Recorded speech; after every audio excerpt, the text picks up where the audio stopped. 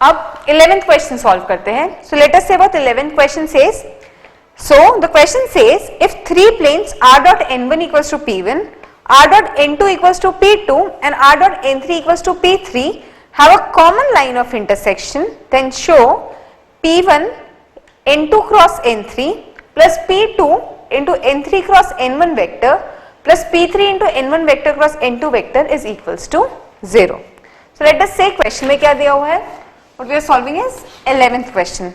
So the question says we have three planes and the equation of the planes are, first equation की plane की equation है r vector dot n1 vector, this is equals to p1. The equation of the second plane is r vector dot n2 vector is equals to p2 and the equation for the third plane is r vector dot n3 vector is equals to p3. Let us say this is our plane pi 1, ये है हमारी plane pi 2 and this is our plane pi 3 and the condition given in the question is that these three planes passes through a common line of intersection. मतलब इन दो planes की let us say pi 1 और pi 2 की जो line of intersection है pi 3 plane भी उसी से pass करती है. So let us try to draw and visualize कि ये situation कैसी होगी.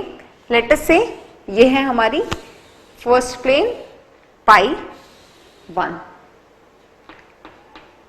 और जो सेकेंड प्लेन पाई 2 है वो इसे किसी लाइन पे इंटरसेक्ट करती है.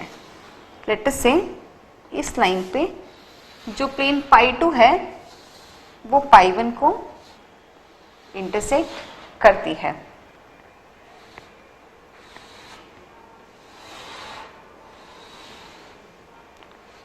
Now so this is the line of intersection which is formed through the intersection of plane pi 1 and pi 2. Now as per the question ये जो plane pi 3 है ये भी इसी line of intersection से pass करती है. मतलब if I draw some another plane pi 3,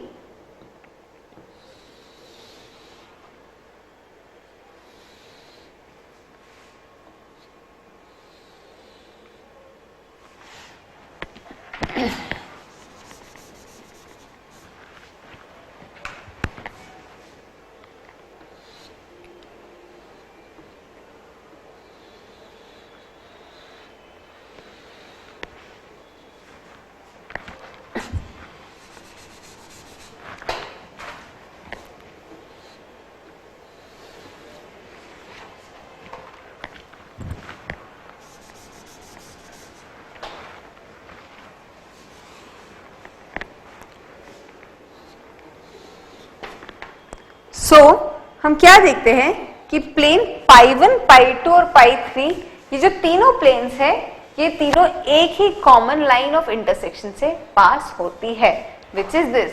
तो ये है हमारी plane pi 1, pi 2 and this is our plane pi 3. So this line is the common line of intersection for plane pi 1, pi 2 and pi 3. And what we have to prove is we have to prove this relation that p1 into n2 vector cross n3 vector plus p2 into n3 vector cross n1 vector plus p3 into n1 vector cross n2 vector, this complete thing is equals to 0. तो हम पहले क्या करते हैं, हम इस line of intersection की equation पता करने की कोशिश करते हैं. सो आपको याद है हमने unsymmetric form of equation of line discuss किया था जब हमने दो प्लेन्स के टर्म में एक लाइन की इक्वेशन पता की थी और हमने उस लाइन की इक्वेशन पता की थी जो दो प्लेन के इंटरसेक्शन से पास होती है. तो सेम चीज हम यहां भी यूज करते हैं. So the unsymmetric form of the equation of line passing through the intersection of plane pi 1 and pi 2 would be, it would be r vector dot n1 vector plus lambda n2 vector equals to p1 plus lambda p2. This is the unsymmetric form of the equation of line passing through the intersection of plane pi 1 and pi 2. ये सब हम देख चुके हैं already.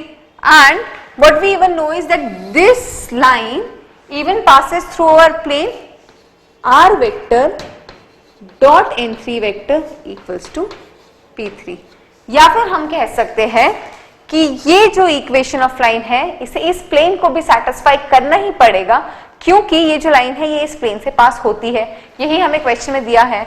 तो मैं कह सकती हूं for some value of k n1 vector plus lambda n2 vector will be equals to k times n3 vector and p1 plus lambda p2 will be equals to k times p3।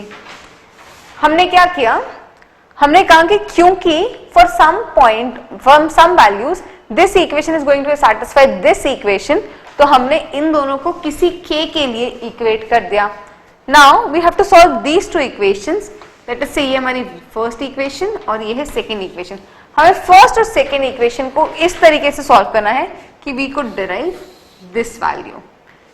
Okay, तो मैं क्या करती हूं, सबसे पहले जो first equation है इसे n3 से मल्टीप्लाई करते हैं।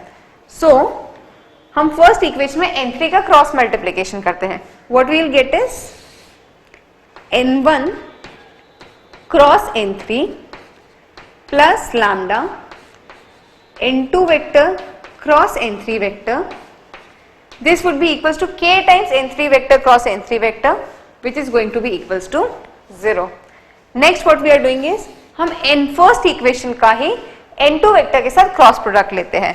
तो what we will get is n1 vector cross n2 vector plus lambda n2 vector cross n2 vector is going to be equals to 0 plus k times, this is equals to k times n3 vector cross n2 vector.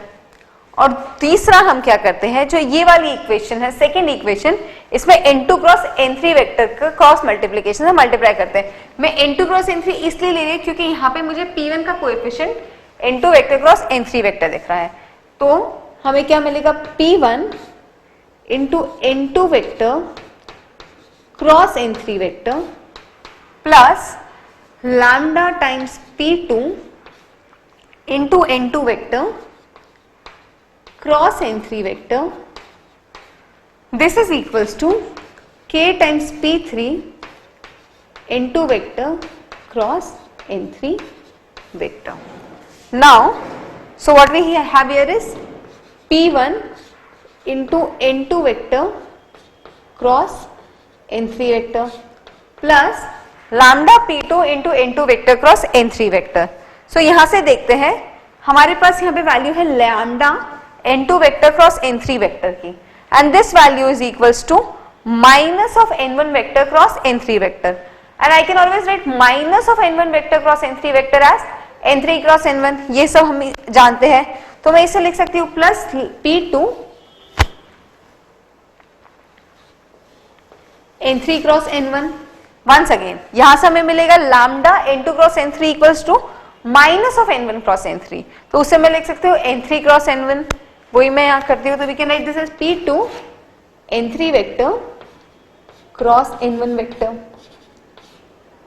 This is equals to k times p3 n2 cross n3 vector. And what is k times p3, k times n3 cross n2, यहां से k times n3 cross n2 की value हमें मिलती है n1 cross n2, और हमें क्या है n2 क्रॉस n3, तो मैं इसे लिख सकती हूं p3 this is equals to minus p3 n1 cross n2 vector. Negative sign को हटाने के लिए मैं इसे LHS में ट्रांसफर करती हूं, तो यहां पे हमें मिल जाएगा plus p3 n1 cross n2, this is equals to 0, and this is equals to this जो हमें प्रूफ करना था p1 n2 vector cross n3 vector plus p2 n3 vector cross n1 vector plus p3 n1 vector cross n2 vector, this is equals to 0। So बहुत ही आसान सा question था, है ना, सभी को समझ में आया।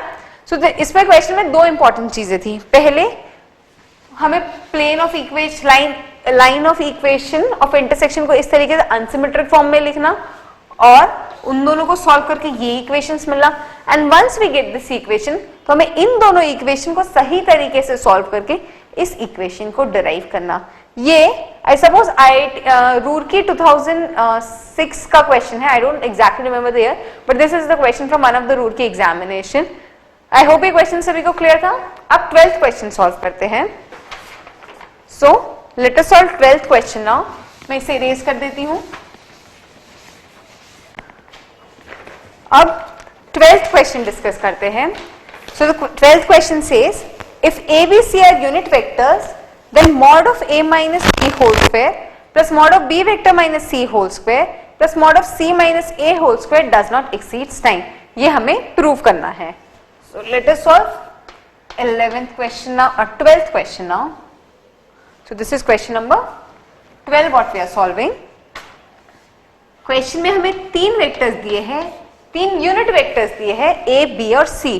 तो हमें यहाँ से क्या मिलता है, that mod of A equals to mod of B is equals to mod of C and this is equals to 1. ये हमें क्वेश्चन में दिया है and we have to prove that this thing A vector minus B vector mod plus mod B minus mod C whole square plus mod of C vector minus A vector whole square, this thing does not exceed 9. That means this value is always less than 9. ये हमें question में proof करना है.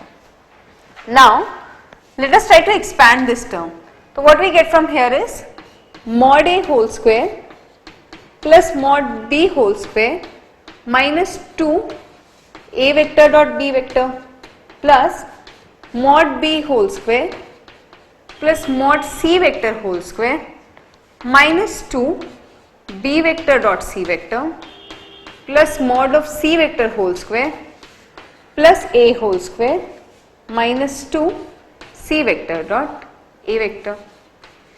और इसे expand करें और इसे सही तरीके से अरेंज करें तो हमें क्या मिलेगा, mod A square is 1, B square is 1, this is even 1 और ये terms भी 1 है. What we will get is 6 minus 2 summation A vector dot B vector. So मैं A dot B, B dot C और C dot A के summation को इस तरीके से लिख सकती हूँ. And let us say this thing is equals to E. So ये जो पूरी वैल्यू है this is equals to E. And we have to prove that this E which is equals to 6 minus 2 times summation A vector dot B vector, this is not greater than 9. Or this does not exceeds 9. तो अब हमें A dot B की value पता करनी है. अब इसके लिए क्या करें, तो मैं एक और चीज जानती हूं, that is we know that A vector plus B vector plus C vector whole square this would be always greater than 0. ये चीज हम जानते हैं, हम सभी जानते हैं. इसी को एक्सपैंड करेंगे तो हमें क्या मिलेगा, this is equals to mod of A square plus mod of B square plus mod of C square plus 2 times summation A vector dot B vector, this is greater than 0. ये हम सभी यहाँ से जानते हैं. So A mod A plus mod B plus mod C whole square plus twice summation A dot B is greater than 0. What we can write this as 3 plus twice summation A vector dot B vector is greater than 0. What is the value of summation twice A vector dot B vector, यहां से निकाले. This is 3 6 plus 6 minus E is always greater than 0. मैंने twice summation A vector dot B vector की value इस equation से substitute कर ली. So what we get is 3 plus 6 minus E is always greater than 0. और what we get is 9 is always greater than E. So what we get it from here is E is always less than 9. And what is E? E is A minus B whole square plus B minus C whole square plus C minus A whole square. So the value of this term never exceeds 9. आसान सा question था, just कुछ कुछ inequalities को इधर use करना था. So the only different thing which we had to apply use was कि हमें इस कॉन्सेप्ट को भी यहाँ पे अप्लाई करना था, that summation of A plus B plus C whole square is always greater than 0. और ये इसे हमें यूज करना, ये चीज हमें कहाँ से स्ट्राइक करती, ये हमें इस twice summation A dot B को देखकर पता स्ट्राइक करनी चाहिए थी क्योंकि इस टर्म को पता करने के लिए हमें इसका एक्सपेंशन कभी ना कभी लगता ही है। तो यूजुअली याद करिएगा ऐसे क्वेश्चन जिनमें हमें इस तरीके से एक्सपेंशन निकालने हो तो हम इस तरीके की प्रॉपर्टीज भी यूज कर सकते हैं। Now let us solve 13th question. मैं इसे इरेज कर देती हूँ। बहुत ही आसान सा क्वेश्चन था ये तो। ऐसे question usually objective type of questions में पूछे जा सकते हैं। हमें दिया गया इक्वेशन और फिर हमें पूछा गया tell what is the greatest value of this equation. तो ऐसे क्वेश्चंस में हम ये पता कर सकते हैं। अब सॉल्व करते हैं question number 13th। So let us say what question number 13 says. Let P and Q are 2 points on the curve. Y equals to log x minus 1 by 2 to the base half plus log base 2 under root 4x square minus 4x plus 1. And P is also on the circle x square plus y square equals to 10. Q lies inside the given circle such that its abscissa is an integer. Abscissa is the x coordinate. Compile all possible values of OP vector dot OQ vector, O being the origin, and then find the maximum value of PQ vector. So, let us see what the question is. We are solving question number 13. So, question says P and Q are 2 points on the curve.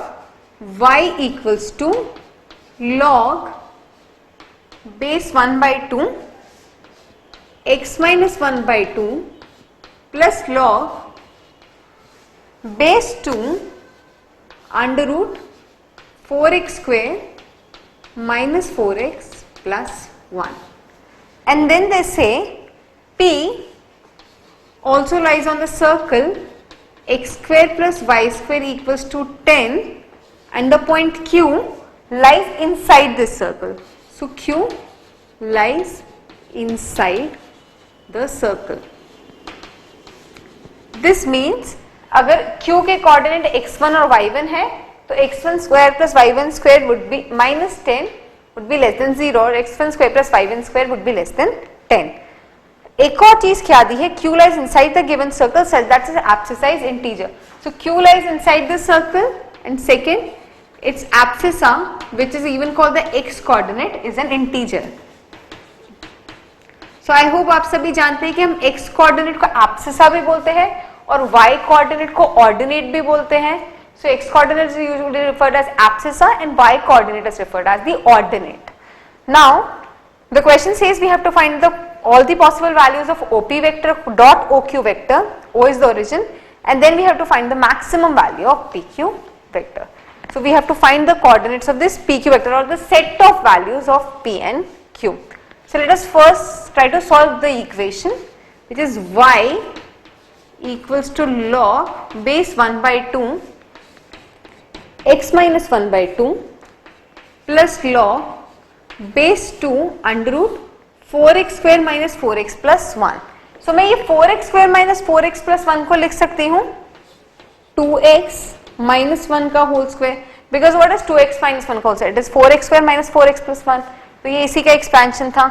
जैसे ही मैं इसे लिखती हूँ 2x minus 1 का whole square, what does it reduce down to? Just log base half x minus 1 by 2 plus ये क्या हो जाएगा, मैं अंडर रूट को बाहर निकालूंगी तो मुझे मिलेगा half log base 2 2x minus 1 whole square, फिर मैं 2 को भी बाहर निकालूंगी तो मुझे क्या मिल जाएगा log base 2 2x minus 1. So this thing is equal to log base 2 2x minus 1. I hope सभी को क्लियर है. और अब इसका बेस 1 by 2 है और इसका बेस 2 है तो मैं एक काम करते हैं इसके बेस को 1 by 2 रिड्यूस कर देती हूँ. So what we get is log base 1 by 2 x minus 1 by 2 plus log base 1 by 2 2x minus 1 plus log 2 base 1 by 2. मैंने क्या किया कि दोनों इक्वेशन को एक ही बेस पे ले आई तो मैंने दोनों का बेस ही 1 by 2 कर दिया.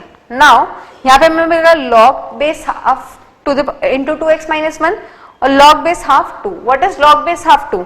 This is equals to -1. 1 by 2 को टू द पावर -1 करेंगे तभी हमें 2 को टू द पावर -1 करेंगे तब हमें 1 by 2 मिलेगा. सो log बेस 1/2 2 क्या होगा -1, so this reduces down to log x minus 1/2 minus log 2x minus 1 और दोनों का बेस हाफ है. So what is log a minus b? We know this is equals to log a by b. So this is equals to log base half x minus 1/2 upon 2x minus 1 and this is equals to log half base half. So log 1/2 base 1/2, this is equals to 1. So what we get from here, we get a very interesting result, which is this complicated equation which was expressed in terms of so many log, this boils down to y equals to 1. So सबसे important step जो question का था वो यही था कि हम इस इक्वेशन को मतलब सही तरीके से सॉल्व करके और सिंप्लीफाई करके यहाँ तक ले आए. So इसको सिंप्लीफाई करके हमें मिलता है y equals to 1 and this is indeed a very interesting result, क्योंकि अगर हम इस इक्वेशन को ऐसे ही रहने देते तो इन दोनों का सोल्यूशन करना तो पॉसिबल था ही नहीं. Once we reduce this equation, so what we get here is y equals to 1. So अगर हम इस पूरे सिचुएशन को रिप्रेजेंट करना चाहें तो what we have right now, we have a line y equals to 1 and we have a circle x square plus y square equals to 10. तो let us say ये है हमारा सर्कल. तो ये x एक्सिस को इंटरसेक्ट करेगा √3, 0 पे और y एक्सिस को इंटरसेक्ट करेगा 0, √3 पे. This is our circle x square plus y square equals to 1. Now what they say is P lies on both the curves. So what we get from here is, this is the point P which is the intersection of the line y equals to 1 and the circle x square plus y square equals to 10. यहाँ से one thing we are sure is P का coordinate with ordinate, that is the y coordinate, it is always going to be remain 1. And what would be the axis of P? इस equation x square plus y square plus 10 में हम put करते हैं y equals to 1. So what we get x as x equals to plus minus 3. तो हम अभी positive case ही consider करते हैं सिर्फ. What we get P as 3, 1. ये हमें यहाँ से मिल गया. Next what we have to find the value of Q. Now they say Q lies inside the circle and its abscissa is integer. तो अब Q की abscissa क्या हो सकती है? एक इंटीजर वैल्यू हो सकती है. एक और चीज जो हमें बहुत ध्यान से रखनी पड़ेगी कि x की वैल्यू हमेशा 1/2 होनी चाहिए, क्योंकि यहाँ पे what we have is x minus 1/2. So this value cannot be equals to 0. So one thing which we have to take care of is that x should be always greater than 1/2. तो हम यहाँ पे line draw कर लेते हैं x equals to 1/2. So let us say this is our line x equals to 1/2 और let us say ये है दोनों का इंटरसेक्शन A. So मैं कहूंगी कि x जो है उस q जो है उसका एब्सिसा हमेशा 1/2 से ग्रेटर होना चाहिए और वो इस सर्कल की अंदर लाई करेगी और हमेशा इस लाइन AP पर लाई करेगी. इसका मतलब q का लोकस क्या होगा? q का locus would be this point, this line AP. q हमेशा इस लाइन AP पर ही लाई करेगी, इसके अलावा q और कहीं भी लाई नहीं कर सकती. This is something very clear. So what we know is q lies on this line segment AP. ऐसा हमने क्यों कहा? पहला हमें क्या मिला? q x should be greater than 1/2, मतलब q का abscissa should be always greater than 1/2. वो हमने यहाँ पे लिख दिया और इसी को यहाँ पे ड्रॉ किया. Next thing what we know is that P lies inside this, q lies inside this circle x square plus y square plus equals minus 10 equals to 0. So q को इस सर्कल के अंदर लाई करना था. और तीसरी चीज हम क्या जानते हैं कि q जो है वो इस लाइन y equals to 1 पे लाई करता है. So from here what we concluded is that q lies on this line segment AP. Now इस पे q की कितनी इंटीजर वैल्यूज हो सकती हैं? 1/2 से ग्रेटर और 3 से लेस. तो first value of q could be 1, 1. हमने जो एब्सिसा था उसे 1 कंसिडर कर लिया. Second value of q could be 2, 1. We can not take it 3,1 क्योंकि वो सर्कल से के ऊपर आ जाएगा, और 4,1 भी नहीं ले सकते क्योंकि वो सर्कल के बाहर चला जाएगा। तो Q would be having two range of values 1,1 and 2,1। Once again इसे हम नेगेटिव एक्सिस पे भी एक्सटेंड कर सकते हैं, बट वोंट मेक सेंस। जो हमें क्वेश्चन में दो चीजें पता करनी है वो सिर्फ हम पॉजिटिव वाला कोऑर्डिनेट यूज करके भी आसानी से पता कर सकते हैं। Now so what we get is that P के कोऑर्डिनेट्स हमेशा होंगे 3,1, so P would be always 3i cap plus j cap, and Q can have two values. First is I cap plus j cap and the second value is 2i cap plus j cap. ये Q की दो sets of values है और ये P की दो set एक ही values है. What next we are asking question is all possible values of OP dot OQ. So first part of the question asks us to find all the possible values of OP vector dot OQ vector. So let us say हमने पहले Q की ये वाली value consider की I cap plus J cap. तो यहाँ से हमें OP dot OQ क्या मिलेगा 3i cap plus J cap dot I cap plus J cap. So this gives us 3 plus 1 which is equals to 4. और अगर हम दूसरी सेट ऑफ वैल्यू कंसिडर करें that is 2i cap plus j cap, तो हमें क्या मिलेगा 3i cap plus j cap dot 2i cap plus j cap which is 6 plus 1 is equals to 7. तो OP dot OQ की दो values हो सकती है, इधर 4 और 7. Next part of the question क्या है, we have to find the maximum value of mod of PQ. तो यहाँ पे PQ की भी दो वैल्यूज हो सकती है. पहले हम फर्स्ट वाला Q कंसिडर करते हैं I cap plus J cap. तो यहां से हमें PQ मिलेगा OQ vector minus OP vector. First case में this would be I plus J minus 3i plus J which is equals to minus 2i cap. Thus mod of PQ in this case would be 2. Next वाला case consider करते हैं. तो उस case में हम Q को क्या consider करेंगे 2i cap plus J cap minus 3i cap plus J cap, and from here we'll get PQ vector equals to minus I cap. Thus mod of PQ equals to 1.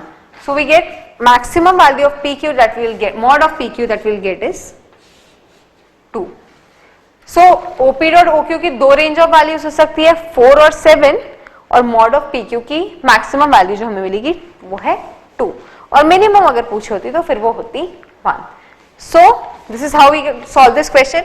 इस question का सबसे important part तो था कि हम इस y वाली equation को सही तरीके से सॉल्व करके यहाँ पे इसे रिड्यूस कर दें और फिर ये एनालाइज करें कि जो x है वो हमेशा ग्रेटर देन 1/2 होगा और वो हमेशा सर्कल के अंदर लाई करेगा. सो Q जो है हमेशा वो इस AP लाइन पे लाई करेगा.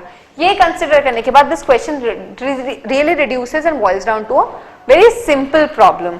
तो क्वेश्चन आसान सा था, बस कुछ कॉन्सेप्ट्स का ध्यान रखना था, और यहाँ पे सबसे ज्यादा इंपॉर्टेंट था इस लोगैरिथम वाले फंक्शन को सॉल्व करना. This is actually an hybrid question of vectors in 3D and logarithm, and I'll say majority of thing in it is logarithm plus analyzing some parts of geometry.